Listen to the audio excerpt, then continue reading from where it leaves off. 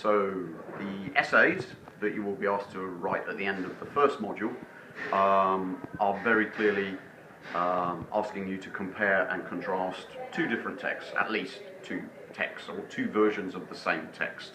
Now those two versions could be in different media, so one could be the older story, written text, versus the more modern movie, and what are the different meanings being communicated, what are the limitations of each.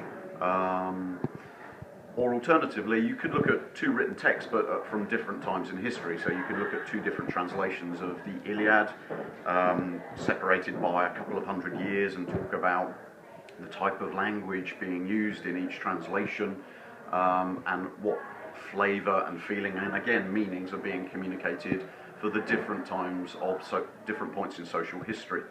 So it's quite clearly comparing and contrasting. That's what the essays will ask you to do.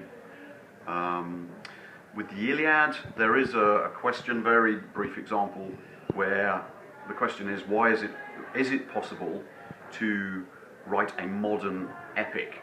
Does the epic sense of the Iliad, does it communicate today? Is it still relevant?